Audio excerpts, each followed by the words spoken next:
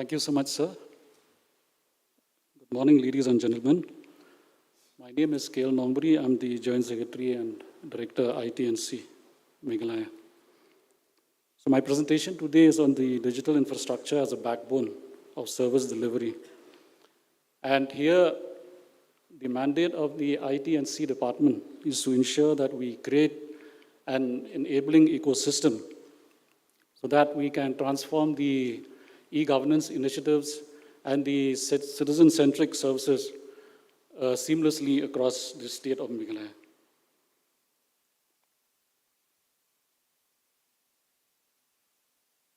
Yeah, the background is, why do we need a robust digital infrastructure in the state? So every one of us knows the uniqueness of Meghalaya in terms of the terrain and the dispersed settlements and the difficult geography making infrastructure deployment significantly harder than in the plains. So here we understand that the terrain is one, wherein a lot of a few of our telecom projects had to be abandoned because of the terrain. That is one. And two is the number of villages in the state. I think so you're aware that Meghalaya has got, apart from Assam, Meghalaya has got the highest number of villages in the northeastern part of the country. And this is a challenge for all the telecom projects that have been initiated by the Government of India. So, brief on the economic profile of the state. As stated earlier, we are one of the fastest growing economy in northeastern India. We have a population of 3.8 million. We have a working age population of 55%. And our state is also the educational hub, where we have the IM, NIT, NIFT, NEHU, and other institutes of repute of both the state and the union government. So the digital and strategic advantage of Meghalaya as of now is that the tele density in the state has grown by leaps and bounds. Now it has touched 88.11%, 88.11%, which means that for every 100 people, there are 88.11 people who are holding active SIM cards. So we also part of the BBIN corridor connecting us to Bangladesh, Bhutan, Nepal, and India, and of course a strategic gateway to Southeast Asia markets.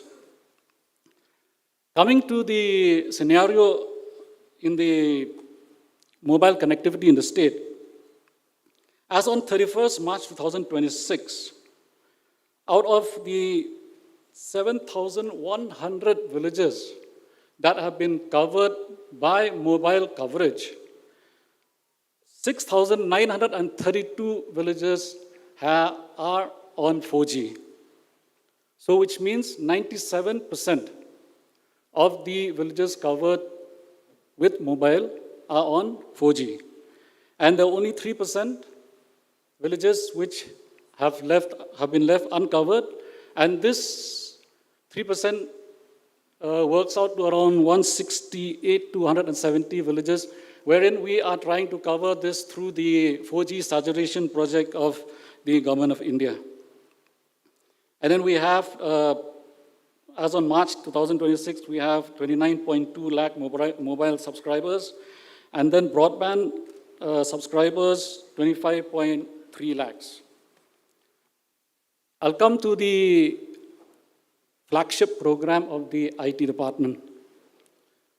In a meeting that we had with our Honorable Chief Minister is also the Minister of IT. So he has asked us to do a survey, or to conduct a survey on why we do not have a robust internet connectivity with all the district headquarters, the subdivisional headquarters, and the block headquarters. So we did a survey, and then we found out that a majority of the block headquarters and the subdivisional headquarters do not have fiberized connectivity, which means they are not connected through optical fiber. So then we onboarded PowerTel, that is the Power Grid Tele Services Limited. We worked with them, and Now, we are in the first phase of this LMC project. Here, we are leveraging the optical ground wire, which is owned by the Meghalaya Electricity Corporation Limited, that is MECL. And MECL owns about 650 plus kilometers of optical ground wire in the state. So we have used these optical ground wires to bring connectivity through optical fiber to, of course, the first phase is just 30 sites, which includes 9 district headquarters, 1 subdivisional headquarters, 20 block headquarters within 20 kilometers of the MEPTCL stations. In phase 2 and phase 3, we are coming up with, we are again working with the MECL, with the corporation, to ensure that the remaining 80 locations are connected through fiber. So this is, like I said, this is a flagship program of the government of Meghalaya, and very soon in these 30 locations, we are going to commission the connectivity. I come to another important component of the mandate given to the IT department is the international internet gateway that we are proposing in Shillong. As you know, now our internet comes all the way from the submarine landing stations of Mumbai, Chennai, Cochin, Tuticorin, and now with the Diga in the West Bengal coming up. So our latency is very low in terms of the quality of the internet that we are getting in the state. So what we have proposed is we will utilize the submarine landing stations in Bangladesh. We are already in talks with both the Powertel and Telecom Malaysia on this. And unfortunately, what happened was the situation in Bangladesh worsened, and we had to put a hold on the project. Now that the situation in Bangladesh has stabilized, we have again revived this, and we hope very soon we will have this international internet gateway in Shillong, which will function from the Meghalaya Tech Park. Another important project of the Government of India to connect 1,899 villages across Meghalaya is the scheme, the project called Digital Bharat Nidhi. Formerly, it was called the USOF scheme. So through the USOF scheme, we have been able to connect to almost about 800 villages. Now, through this project, Government of India plans to connect 1,899 villages. And this is FTTH connection. So this is being implemented by BSNL. And as a state, we are supporting the project. We are facilitating the project. And we have a mechanism, institutional mechanism to monitor the project headed by the Chief Secretary of the state.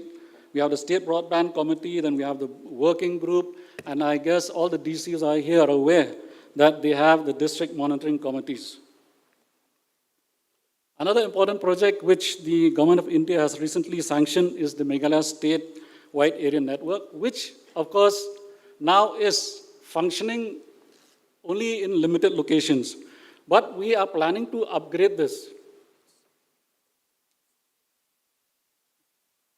So we are planning to upgrade this, and soon we'll be implementing this project, and we'll connect to 434 offices across the state of Meghalaya with a bandwidth of 25 to 150 Mbps.